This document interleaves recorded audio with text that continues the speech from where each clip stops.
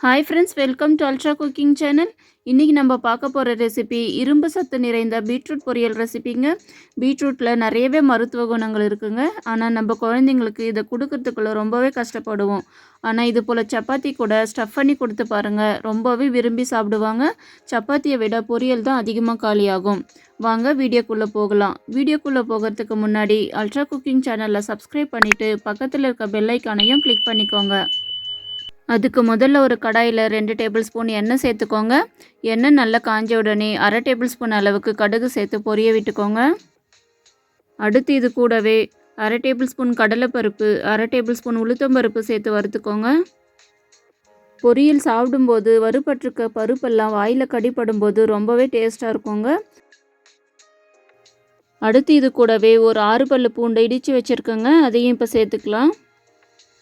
இது கூடவே ஒரு 5 வரமிளகாவை இது போல் கிள்ளி சேர்த்து கூடவே ஒரு கொத்து கருவேப்பிலையும் சேர்த்து வதக்கி விடுங்க.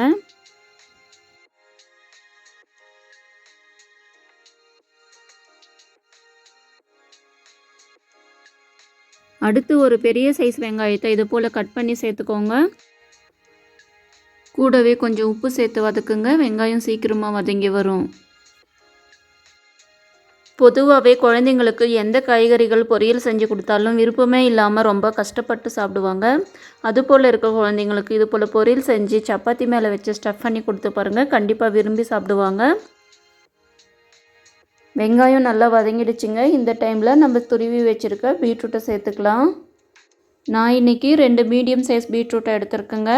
இது வெயிட்டில் பார்த்திங்கன்னா ஒரு 300 கிராம் அளவுக்கு இருக்கும். இதை ஒரு 3 நிமிஷத்துக்கு மீடியம் ஃப்ளேம்லேயே வதக்கி விடுங்க.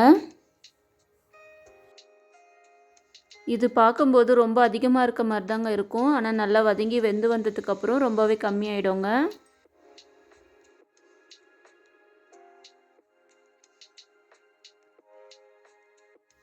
இப்போ இது கூட தேவையான அளவுக்கு தூளுப்பு சேர்த்து கலக்கி விடுங்க. பீட்ரூட் வதக்கும் போதே அதிலிருந்து தண்ணி விடுங்க, அதனால் தண்ணி எதுவும் தேவைப்படாது. அந்த தண்ணியே சரியாக போயிடும். தண்ணி சேர்க்காதீங்க. தண்ணி சேர்த்திங்கன்னா பொரியலோட டேஸ்ட் ரொம்ப சப்புன்னாயிடும். இப்போ தட்டு போட்டு மூடி ஒரு 3 நிமிஷத்துக்கு மீடியம் ஃப்ளேமில் வேக விடுங்க. பீட்ரூட் வேக ரொம்ப நேரம் ஆகாதுங்க, சீக்கிரமாகவே வெந்துடும். அதனால் சிம்பிளாக ஒரு பொரியல் ரெசிபி செய்யணுன்னா கண்டிப்பாக இதை ட்ரை பண்ணி பாருங்கள்.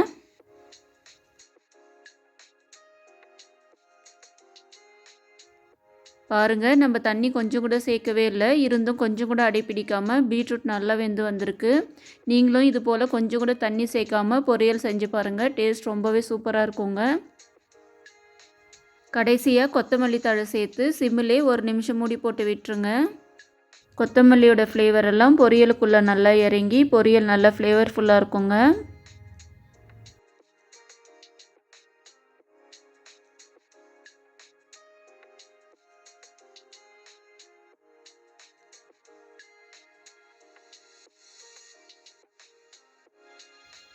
அவ்வளோதாங்க, ஒரு சூப்பர் டேஸ்ட்டில் ஹெல்த்தியான சிம்பிளாக செய்யக்கூடிய ஒரு பீட்ரூட் பொரியல் ரெசிபி ரெடி.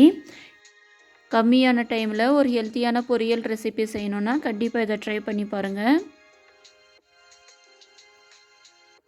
இதை சுட சுட சாதத்தோடு பிசைஞ்சு சாப்பிட்டாலும் டேஸ்ட் ரொம்பவே நல்லாயிருக்குங்க. இதை அப்படியே கொடுத்தீங்கன்னா குழந்தைங்க சாப்பிட ரொம்பவே அடம் பிடிப்பாங்க. அதனால் இது போல் சப்பாத்தி மேலே பரப்பி விட்டு சப்பாத்தியை ரோல் பண்ணி கொடுத்து பாருங்கள், கண்டிப்பாக விரும்பி சாப்பிடுவாங்க. நீங்கள் ஸ்கூல் லஞ்சுக்கு கூட இது போல் செஞ்சு கொடுக்கலாங்க, கண்டிப்பாக மிச்சம் வைக்காமல் சாப்பிட்டு வருவாங்க. அவ்வளோதான் ஃப்ரெண்ட்ஸ், இன்றைக்கி நம்ம ஒரு ஹெல்த்தி ரெசிபி பார்த்துருக்கோம். கண்டிப்பாக உங்களுக்கு பிடிச்சிருக்கோன்னு நம்புகிறேன். இந்த வீடியோ உங்களுக்கு பிடிச்சிருந்தால் லைக் பண்ணுங்கள், ஷேர் பண்ணுங்கள், கமெண்ட் பண்ணுங்கள். மறக்காமல் அல்ட்ரா குக்கிங் சேனலை சப்ஸ்கிரைப் பண்ணிவிட்டு பக்கத்தில் இருக்க பெல் ஐக்கானையும் கிளிக் பண்ணிக்கோங்க. தேங்க்ஸ் ஃபார் வாட்சிங்.